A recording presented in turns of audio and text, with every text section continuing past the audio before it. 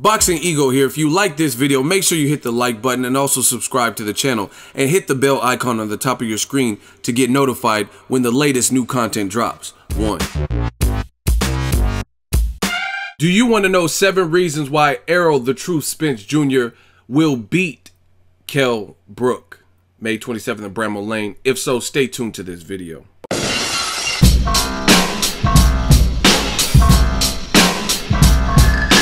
What up, Fight World? It's your boy Ego, and I'm back with some more boxing. Make sure you smash that like button. If you're new to the channel, hit the subscribe button. And we working 7 reasons. A couple of particulars that I got to get out. First of all, you guys know who pioneered the 7 reasons. So if it ain't from me, then it's not official. Second, some people thought I wouldn't do this particular. I don't know why some of you guys are so emotional and emotionally charged and invested in this. Listen, as always, I give my predictions based on what I've seen. This has nothing to do, it's not a diss video. I give my breakdowns of the fight, point blank period. And I think Errol Spence Jr. is gonna win. May the best man win. And as always, I'll do my post-fight content. But some people are like, oh, you're not gonna make the Ego, you're scared of your predictions. Listen, I'm gonna be right or I'm gonna be wrong. And it's 50-50. There's 2 people in the ring.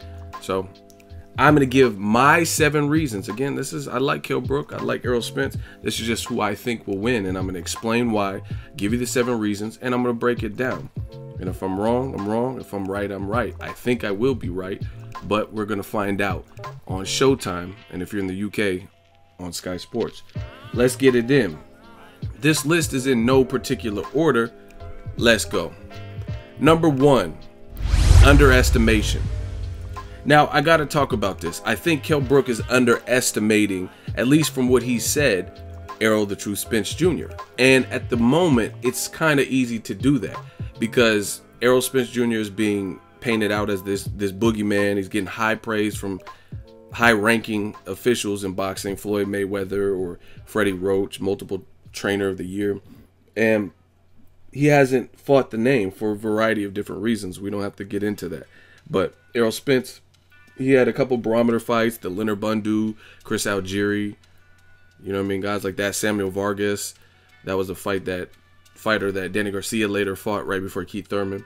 So we've had a couple barometer fights to see how the bigger names, Keith Thurman fought Bundu, how Danny Garcia fought Vargas, or how Pacquiao, Amir Khan, and Ruslan Provodnikov fought Chris Algieri. And so far, so good. Errol Spence has passed the barometer test.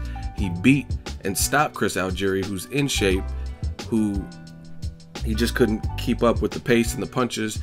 And Chris Algieri was another guy, and I talked to him before the fight, and he kind of underestimated Errol Spence Jr. He said, I haven't really watched tape. I heard his name a couple of times, but I don't see why he's getting all this praise. He said the same thing, and then he ended up getting stopped. You know what I mean? But I think underestimation would be bad for Kell Brook. And again, this kind of goes back to what he's saying. He's saying that this guy, in America, basically, he's saying Americans are building him up, and basically he's a hype job. He compared him to Jeff Lacey, obviously alluding to the Kawasaki Jeff Lacey exposing fight, right? And I think that would be a bad look here because I think Errol Spence, and we'll get to some of the other strengths, I think that he means what he says. Can he pull it off? We're going to find out. But I think he really is. I don't think the confidence is coming from a fake place. Some people won't understand what I'm talking about.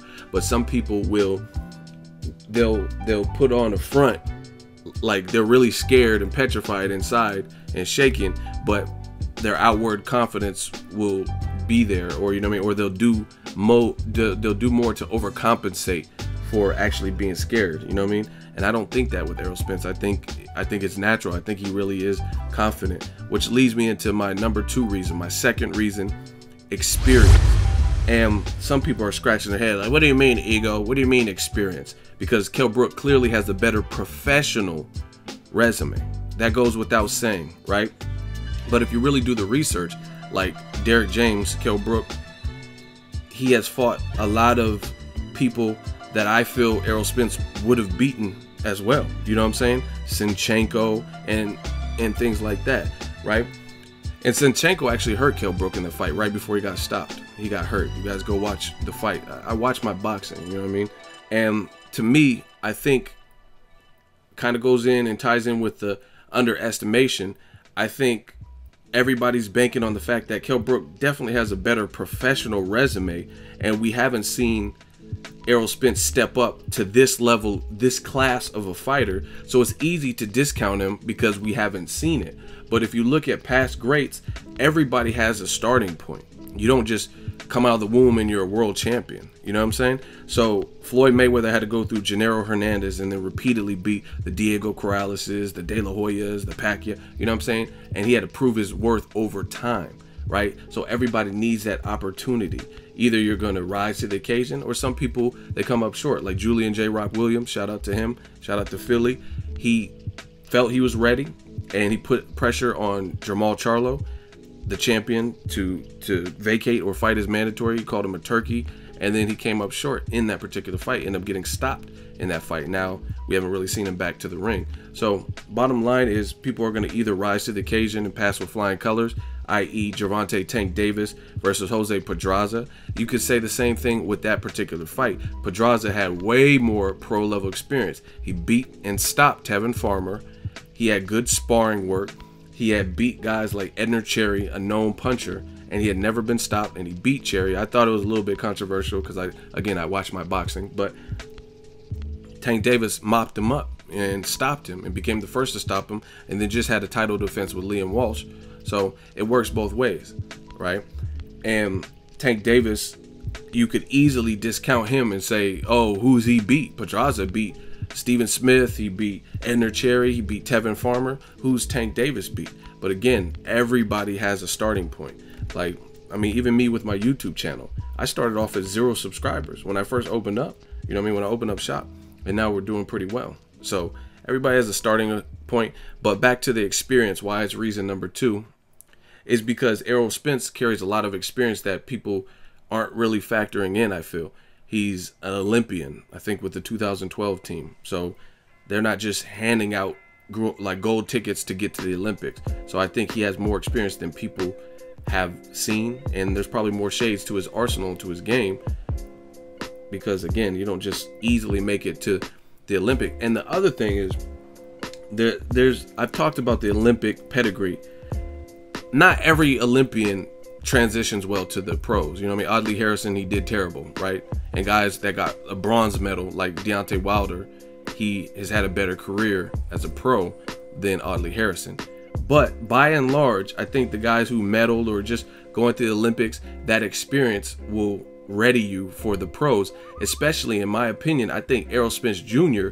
has the style where his style of fight would actually probably be better as a pro. He transitions well, you know what I mean? Because some people could fight him and maybe outpoint him. Like for example, with headgear at 2012, he probably had headgear on, because I've seen pictures of him and he did have headgear on, if I'm not mistaken. But if I'm wrong, correct me in the comment section. So a guy with headgear, a guy like an Amir Khan, let's say they fought when Errol Spence was young, a guy like that could outpoint him just with speed and just touch.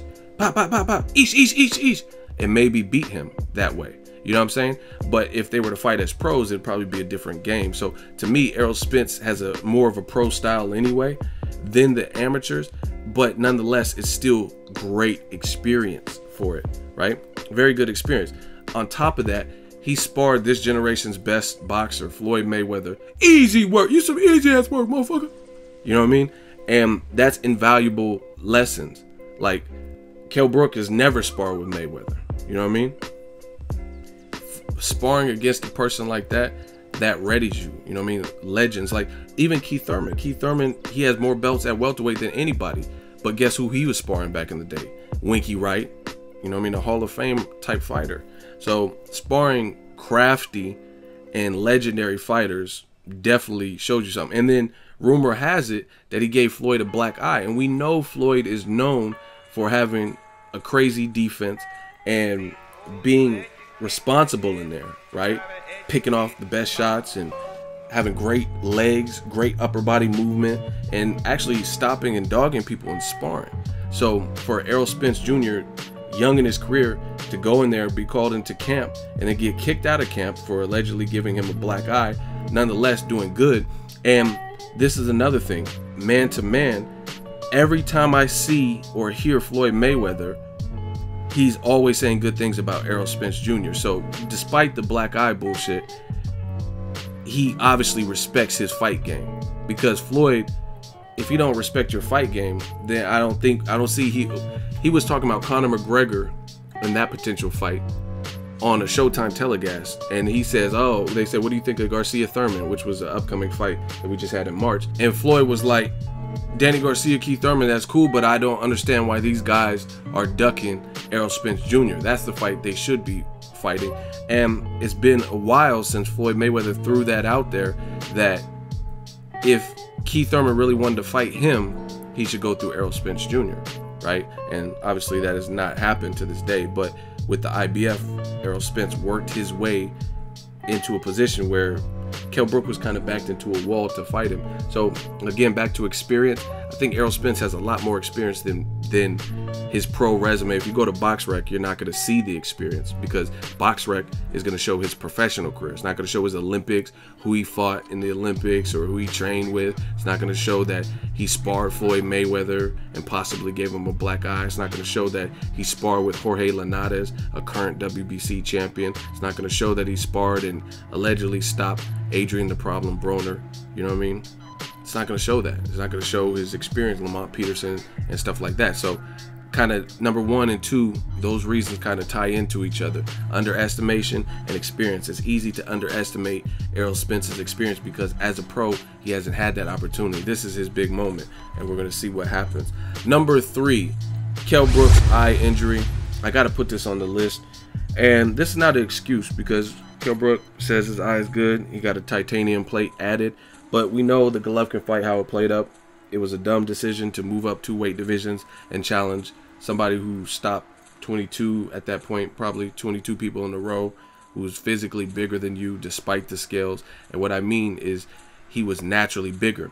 Kell Brook went on record saying that he was eating whatever the hell he wanted to, and he feels so much better because maybe he's a natural middleweight and basically, and he was eating steaks and eating good and not having to kill himself. He used to kill himself to cut weight. You got to look at that. What Kell Brook was saying, the whole build up for Golovkin, is basically, he's basically telling the fans that I was cramming myself down and it was hard to make weight. Now I'm getting a break, so it feels good. But that doesn't make you an actual middleweight. I don't care what nobody says. I don't care if he outweighed Golovkin for the 30-day weigh-in and stuff like that, because at the end of the day, he was having to do something or not do something to be at that particular weight, whatever weights he was weighing at. You know what I'm saying? He was eating like reckless abandon and stuff like that. Golovkin didn't have to change anything from his previous fights with Gabe Rosado. He can train the same way, eat the same way, but couldn't overeat. You know what I mean? He couldn't change really. There were less variables. He probably had to do what he's done for all of his middleweight fights. Kell Brook was not a true middleweight, but fought Golovkin, did good in spots. Ultimately, he got his eye fractured, his orbital, and he's coming off of that injury. And I think that injury is always going to be there. You know what I'm saying? Like, any injury is always technically there. Like, I know people who have had motorcycle accidents and let's say they hurt their back or they did something, broke a leg, and sometimes they feel, years later even, they feel random pains in those spots. Like, they just wake up achy and stuff like that. So don't get it twisted. You can have the best surgeons in the world, but the fact is that spot was actually damaged to a degree, you know what I mean? And it needed an assistance, like a metal plate being placed in his eye to help it heal and stuff like that. So I think the injury is going to be something that could come up. And when you come off an injury like that, and remembering, I was watching the Behind the Ropes special, Kell Brook is documenting how he was seeing 5 of Golovkin's.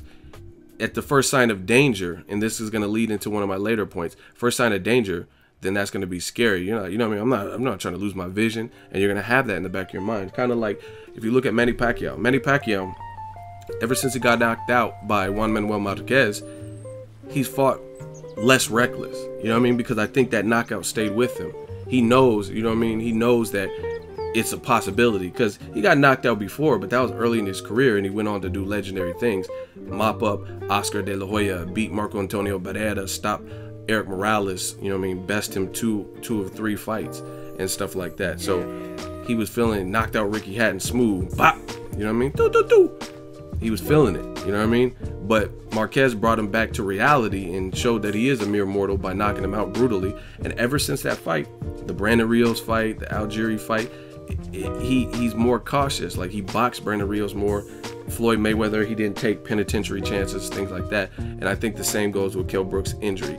If that nagging injury somehow affects, or he gets hit hard, a headshot or something, he's going to remember that. And I think that's going to be with him, right? Especially since he hasn't had any tune-up fights or anything to test the eye, not in sparring, because sparring is sparring. You're sparring with headgear and stuff like that. It's different when someone cracks you with smaller gloves and who's a known puncher and things like that. Sparring is sparring. It's just like someone being in the police academy and they have those little shooting targets that pop up, and you like have to determine which one is the criminal and which one has a hostage or which one is an innocent kid, and they're like boom, boom, boom, and they're popping up, and you just pop, pop, pop. You can ace one of those, but if you get into a situation where you get called to the scene on a bank robbery and there's 6 gunmen and they're blasting at you, you know what I mean? That's a real life situation. That's not the same as target practice or whatever, because those courses, that's not real. That's make believe. You know what I mean? They're not really shooting at you. But if you're in the field, a bank robbery, for example, they're really bucking at you. They're really shooting at you. So it's different than sparring. Number 4 kind of ties into the injury, less wear and tear. Overall, it kind of goes back to Errol Spence, lack of professional names or the high quality names. As a result, he's been destroying guys, you know what I mean? He hasn't had those big wars like even Keith Thurman, he had a war with Sean Porter. Diego Chavez, in my opinion, was a tough fight. You look at Bradley had tough fights with Pacquiao, all 3 fights. His fight with Ruslan Provodnikov, he nearly got knocked out. Bradley in the Diego Chavez, his eye looked like Sloth from the Goonies. Rocky Road, and you can. You know what I mean? So most of these welterweights, Pacquiao's been knocked out and had tough fights, things like that. Most guys that have had tough schedules have wear and tear on them. They have mileage on them. But as a result, Errol Spence, to me, is fresher because he hasn't really fought many people, Castro and many Phil LaGreco, Chris Algieri. He's been able to have his way, so he has less mileage on him. He's overall fresher. Kell Brook, the Sean Porter fight, despite Kell Brook did good, I actually predicted Brook would beat Porter way back then. The video's still up on the YouTube channel. But that wasn't as tough. That was a tough fight despite how it looked. He had a cut in that fight. Sean Porter is really rough and aggressive. The Golovkin fight, obviously, he got stopped, so that was a tough fight. Different things like that.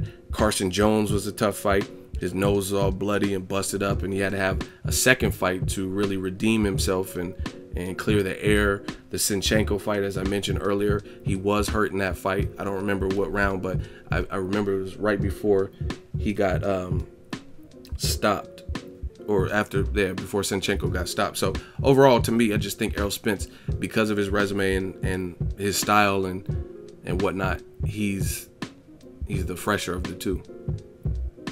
Right? That's just kind of what it goes down to.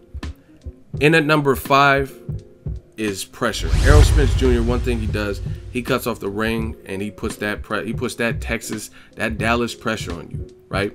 And that's his style.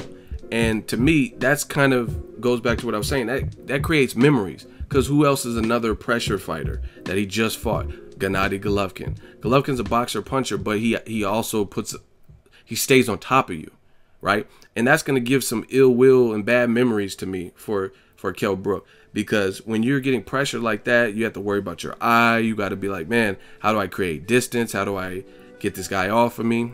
You know what I mean? Who's the better inside fighter?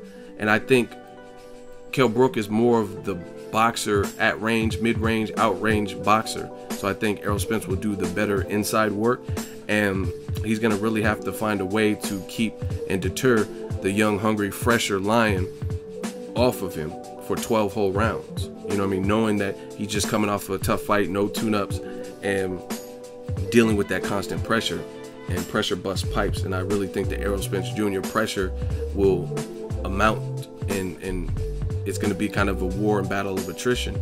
And naturally, like I believe, is the guy who's fresher, who's doing the better inside work. You know what I mean? Because both fighters, this is a 50-50 fight. Make no mistake about it. I think both fighters are going to do good work. I don't think it's a runaway fight where Errol Spence won't be challenged. I mean, and if he isn't challenged, then that's just a testament to where he's really at. But I think it's a difficult fight. I give it to you real. You know what I mean? I'm picking Spence, and I'm giving you the reasons why I feel that. But I don't make no mistake about it. Brook is a quality fighter, and he does have things to offset Spence. But I think Spence's pressure is going to really eat away at Kell Brook. And especially with him jumping down in weight and ballooning up in his off season, going up to middleweight and coming back down, remembering the Golovkin fight and actually tasting defeat, I think that's going to give him some issue, which leads to my number 6 reason: confidence, battle of wills. To me, Errol Spence would win this department because, again, he's the fresher fighter and he's the undefeated fighter.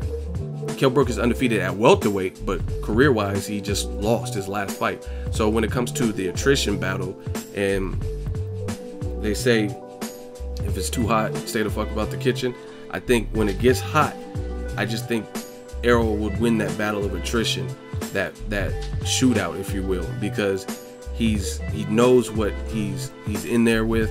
And that it kind of goes back to the first reason of underestimation. It's easy to underestimate Errol Spence because he hasn't been at this level that we've all seen. I've never seen the Errol Spence Adrian Broner sparring, or the Errol Spence Floyd Mayweather sparring.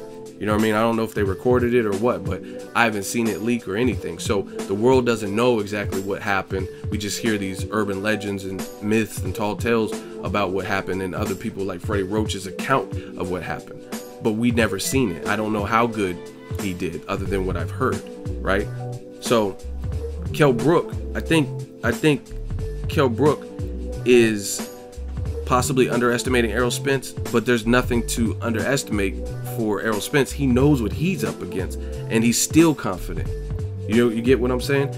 He knows. We've seen Kell Brook on that stage. He crossed the pond and fought Sean Porter, beat him, got that IBF belt. We've seen him against his mandatories, Jojo Dan, Frankie Gavin, Kevin Bezier. We've seen him and how he did versus Golovkin. So we know what he does. We know what he does well, and we've seen it at the highest of levels. Porter and Golovkin's better than anyone on Errol Spence's professional resume. So Errol Spence, he's just cool, calm, and collected. He seems very calm and very comfortable with being in the UK. That shows me something too. That's real confidence. A lot of guys, especially in recent memory, they're not necessarily anxious to go fight in the UK, because sometimes you fight in hostile territory, then anything could happen. You know what I mean? Gabe Rosado, a lot of people thought he beat Martin Murray, but he didn't get the nod, right? So Andre Dirrell, I thought he beat Carl Froch. It was a good fight, fun fight, but I thought he won, and he didn't get the nod. So Errol Spence, like, oh yeah, I'll fight him. And listen to every interview where he's talking about that. He's like, yeah, no problem, I'll fight him. He's talking about, if Kell Brook misses weight, I'll fight him. That's confidence. I don't think he's being fake. I don't think it's coming from a fake place. And again, for me, Kell Brook is going to have to find a way to discourage that confidence. A guy who's never been beat, a guy who blackened Floyd's eye and stopped Broner and feels he's at the level and is talking like he's confident. He's an Olympian. He's comfortable fighting you in your backyard. That's a killer. That's like Sergey Kovalev. Kovalev went in people's backyard. Okay, no, he's a real piece of shit. Jean Pascal, okay. You know, he didn't care. And he stopped Jean Pascal twice in his backyard. He fought Nathan Cleverly. Okay, I'll fight. You know what I mean? He's not tripping. So to me, the confidence is all too real.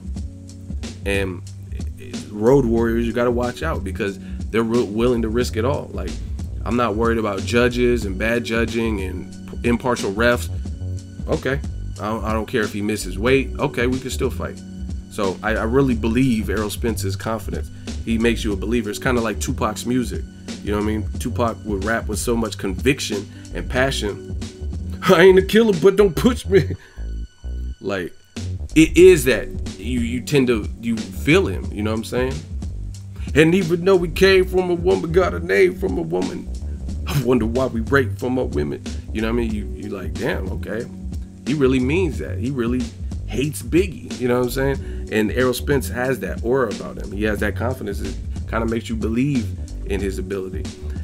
And the final reason, the seventh reason why I'm picking Errol the True Spence to beat Kell Brook: body shots.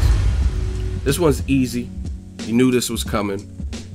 I think Errol Spence is a phenomenal body puncher. I rate him up there with the best. Like, I really like Canelo's body work, and I rate him up there. You know what I mean? Those are probably my top 2 body punchers in the game right now. You know what I mean? In the semi-higher divisions, right? That I could think of. And he just chucks away at the body, bop, bop, bop. And from what it sounds like, it's hard for Kell Brook to make welterweight in general. He just came down from, and this is no excuse, this is just what it is. Came down from middleweight, and he even admits he was a little bit higher because after surgery, he's on the couch. He can't do nothing. His eye was messed up, wearing a patch or whatever he had to do to recover, right? So he's coming back to a division, and just somebody who's digging away at your ribs and busting your guts. I think that's gonna break Kell Brook down. I really do. I think that pressure, that body work, the confidence, and this is where I'm kind of tying everything in. The fact that Errol Spence is not much of a talker. Kell Brook is like, oh, he's Jeff Lacey. I think Errol Spence really wants this. I think he has that willpower. And he's like, okay, I'm Jeff Lacey. I'm not gonna say nothing. Chocolate brownie, okay, cool. Now I'm gonna show you. And I think his confidence is real, and I think that body work, especially for a man coming down in weight and a guy who may have had to shut down camp and like really dial in to get to that target weight. Errol Spence to me looked like he had a slightly bigger frame, taller, and he just, the way he blasts that body, I just really see it being ugly for Kell Brook.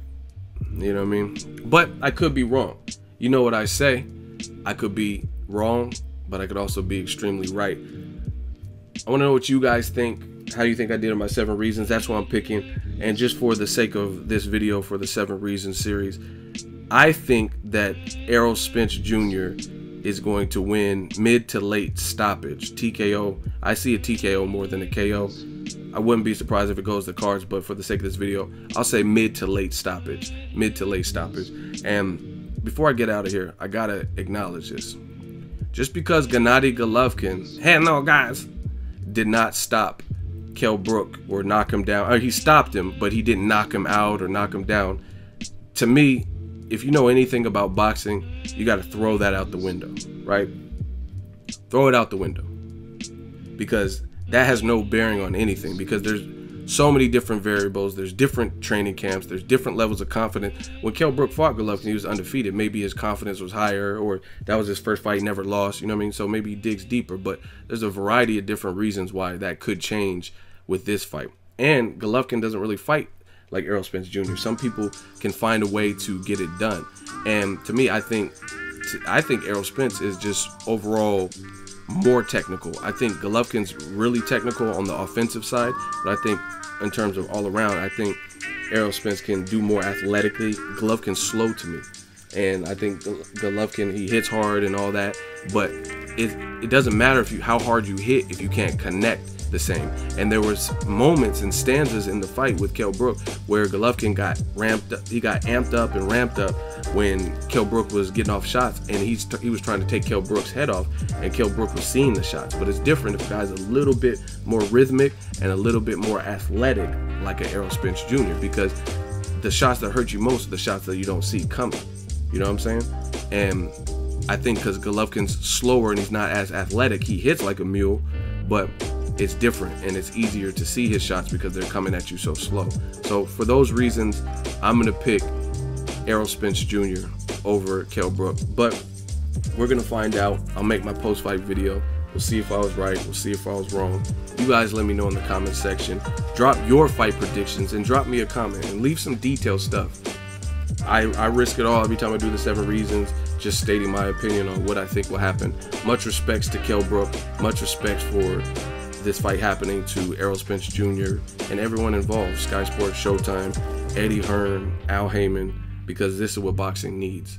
And to me, whoever wins, be it Brook or be it Spence, I think they're probably the hardest to beat at welterweight. Let me know what you guys think. Drop it in the comment section. Make sure you share the video, like the video. As always, hate, comment, and subscribe. Until next video, it's Ego signing off. So if you enjoyed this video and want more content like this on the channel, you can show your appreciation by going to the PayPal donate button or the YouTube support button. And you can donate any amount that you feel is equivalent to the value of this video. Much more to come. Thank you guys for your support. Boxingego, the future of boxing.